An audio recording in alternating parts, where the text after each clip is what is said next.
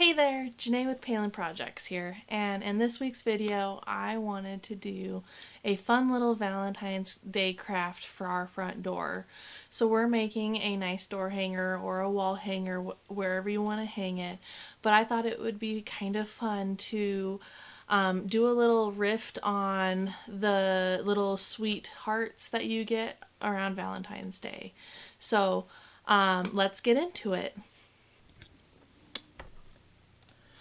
To start off, I drew hearts on a spare piece of wood that we had. Justin and I discussed this, and drawing the heart one way and the other way saved how much wood we used. The next step that we took was on the bandsaw. We cut out the pieces. So here you see Justin cutting out one of the hearts as kind of a test run.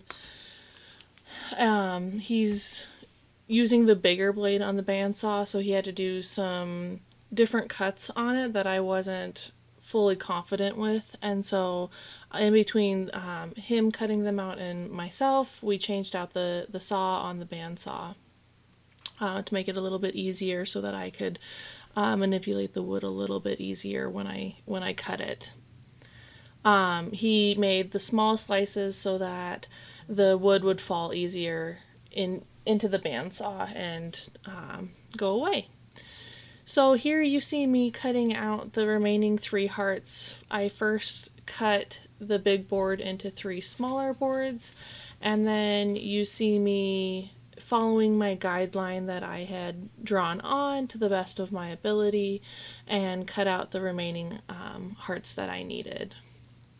You can see that there's a little bit of a curve to the hearts on the bottom. Some of them I did straight, and others I put a little curve on. It's really whatever you feel like you want to do. All 4 of these hearts are different sizes and shapes, which I thought gave this project a unique character. You can see me backing out the bandsaw there and working it around that upper portion of the heart. Now, I really do believe that cutting out the top portion of these hearts was the most difficult because it was on such a curve, but I trued up or made the tops look a little nicer when we get to the sanding portion.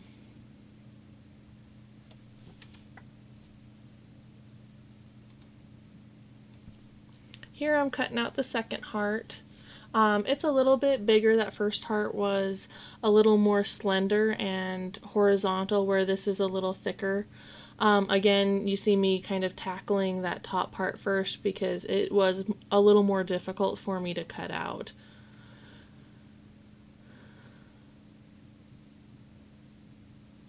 And then just to finish up the bottom of the heart.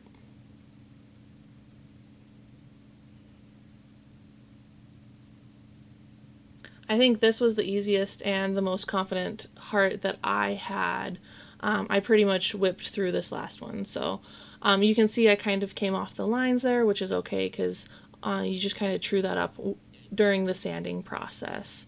I definitely became more confident the farther we got into this process, especially with each tool that we used. So those are the 4 hearts that we cut out.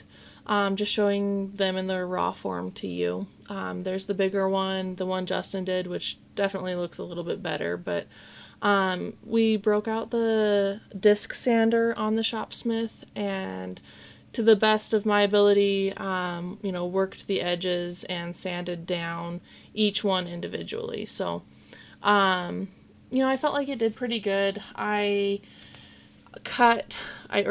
At least I tried to on the outside of my line, and so when it came to using the disc sander to soften up the edges, I could really pull in that line or to that line and get the shape that I wanted with each individual heart. You can see me flipping and manipulating the heart to each so that I can sand on each side and make sure that it was level and just nice and smooth. So you can also see me switching out each heart. I am using 2 hands here and being sure to keep my fingers away from the sander. I really did not want a free manicure here. So I'm being careful to keep my hands or my fingers away from that sander, because it was very, or it was moving fairly fast, and I really did not want to sand my fingers down. Now this is the heart that has the most curve on it, and I wasn't getting the sand on it that I wanted. And so we actually decided to move to a different tool on the Shopsmith. But I did try and sand out as much as I could with the disc sander to begin with. So the next tool we used is the drum sander, the Dremel drum sander. This really helped me to get into those grooves and create those wavy lines that I wanted to with some of those hearts. And then right here you can see that it actually allowed me to get into that point of the heart as well. So again, keeping my fingers away from this sander because I didn't want a manicure, and using both hands to control the pieces of wood. This sander was, in my opinion, more difficult than the disc sander. I don't know if you can kind of tell, but sometimes it was kind of getting away from me, and I was having to be a little bit more confident with this one. But by the end of using this sander, I really felt more confident. Some of them didn't require as much with this Dremel sander. And so it just varied by heart, and some of the shapes didn't turn out the way that I drew them, which was perfectly fine. I controlled the shape with the sanders and with the cut, and I really didn't want them to be uniform because I knew that I wasn't going to be perfect with this process. If you want to have uniform hearts, feel free to, but I just knew that I wasn't as confident with these power tools as, say, Justin would have been, and so I was okay with having separate or 4 different hearts, and I thought it gave it a little character too. So again, I'm flipping and feeling on the edges to make sure that it's completely smooth, flipping the heart back and forth to make sure that I'm getting all the sides that I want and that I'm comfortable with holding it, and where my hands are positioned with this Dremel sander. But this is the one where it had that really deep curve in the bottom part of the heart, and this sander was key in making sure that that was as smooth as possible, or as smooth as what I wanted it to be.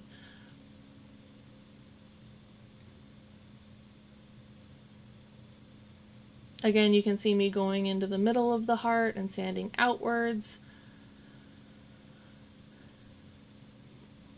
using both hands to control that heart, and making it what I want it to be for this project.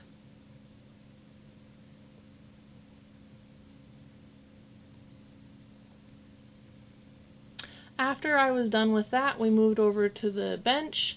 I hand sanded that point in the middle because I couldn't really get to it with the drum sander or the disc sander, so I just hand sanded that point. I just got some 120 grain sandpaper, and I just folded it and then just sanded it to make sure that it was nice and smooth.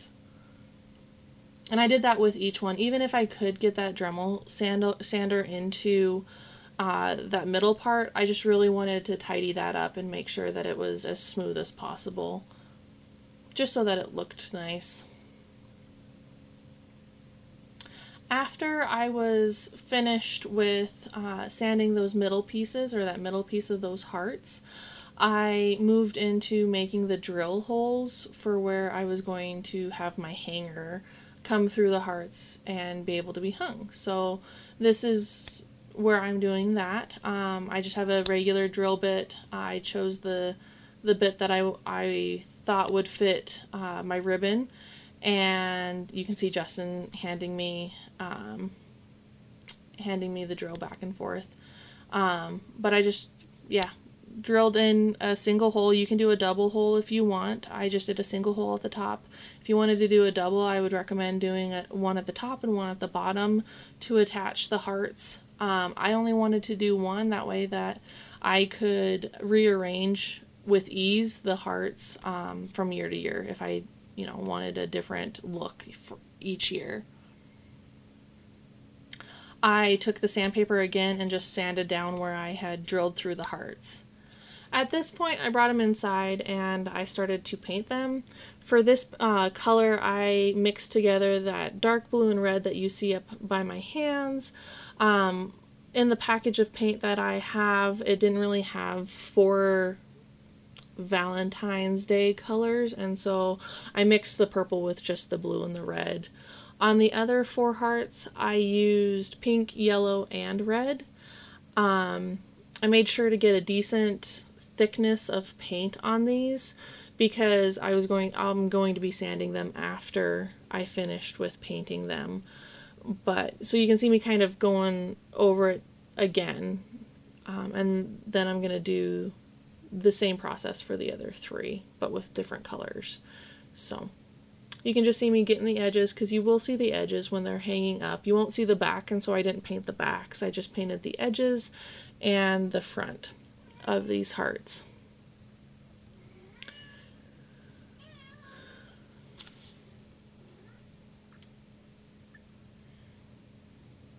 After I felt like there was a good enough paint on each heart, I would move on to the next one.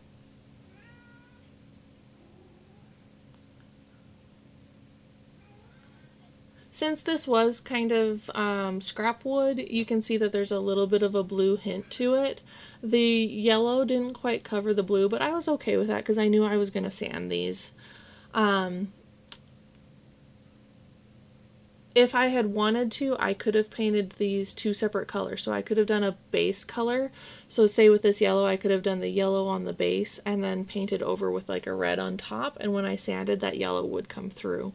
But I really wanted that wood color to come through. So again, I was okay with that darker portion of the wood coming through because I thought it gave the hearts a little bit of character. Again, just painting on the sides, making sure that I got everything covered.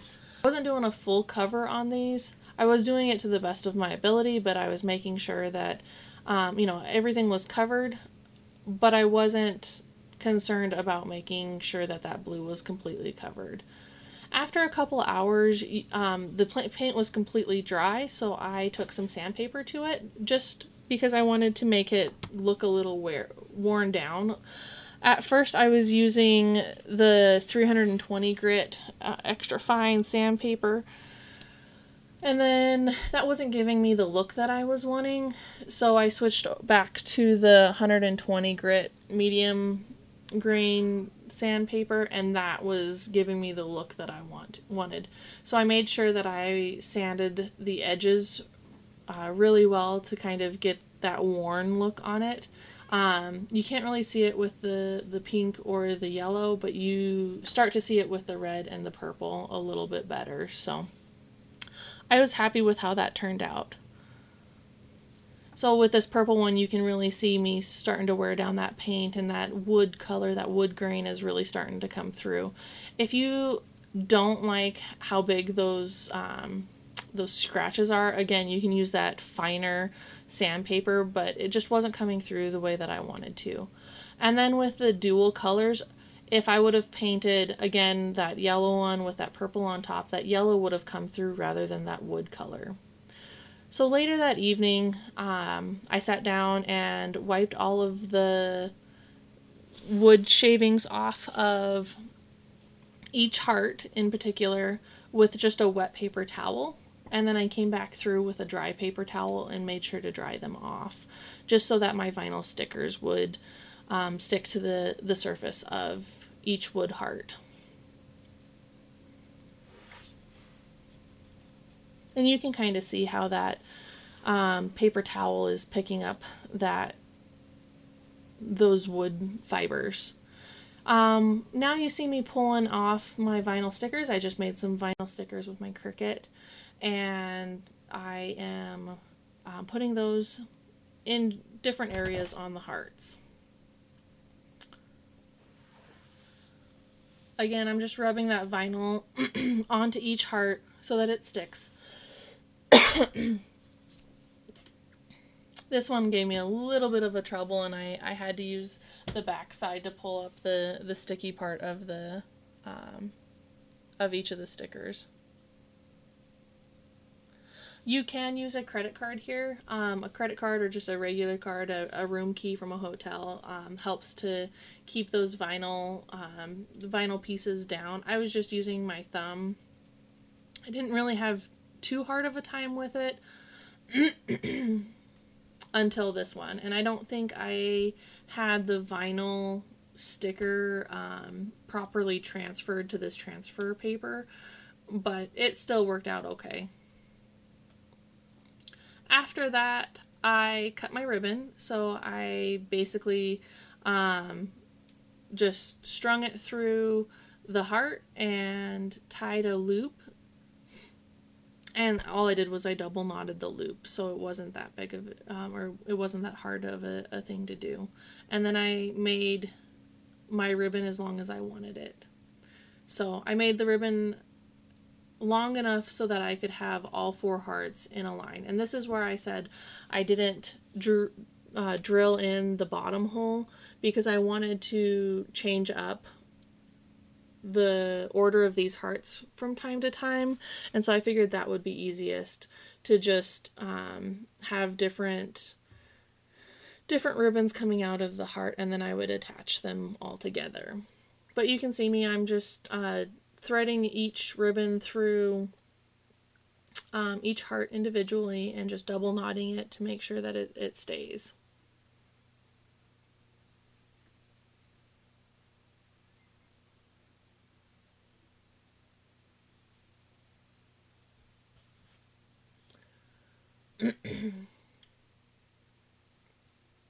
Once I'm done with that, I take the ribbon again, and because the double knot doesn't look all that nice, I made a couple strips. So I just took 2 ends, folded them together, cut it, took it again, and cut those ends.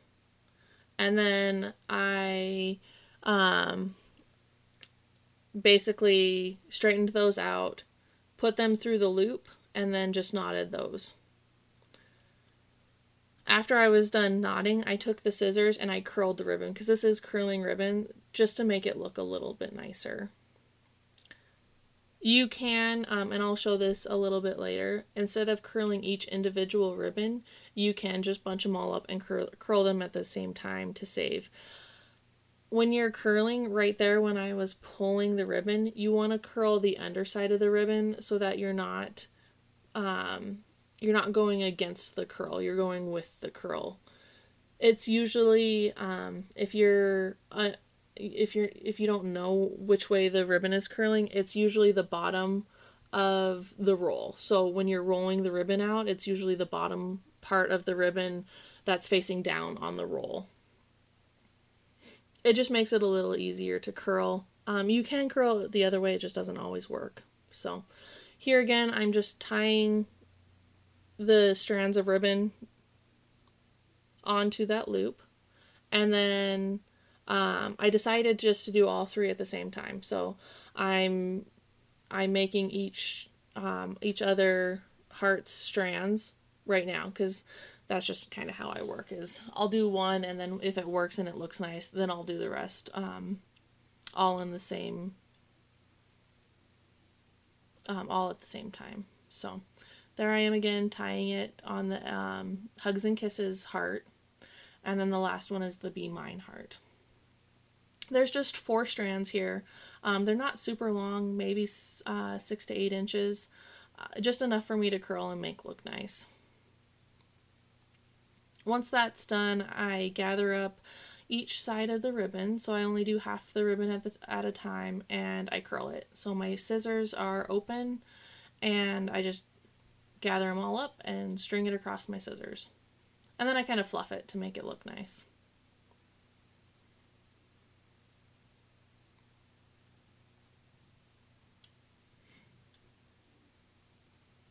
Once that is complete and everything looks nice, then I laid the hearts out in the order that I wanted to hang them, making sure that everything looked nice.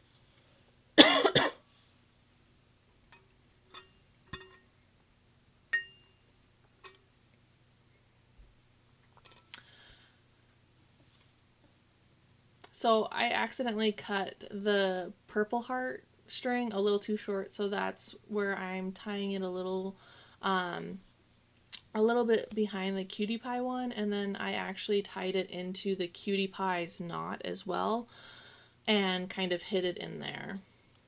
And then you can see me curling that ribbon so it blends in nicely. I then create a loop at the end of it so that I can hang it by our front door on the nail. Since I had some extra ribbon at the end, I also curled that ribbon. So I double knotted the loop and then curled that ribbon with my scissors, and to kind of hide the nail when it's hanging. So this is the finished product hanging by our front door. It's a cute little Valentine's Day piece, I feel like. So I hope you liked watching this craft come together. I think it turned out wonderfully and looks beautiful by our front door. Leave a comment below and tell me what you think of the craft that we came up with for this week. So we'll see you in the next video. Bye!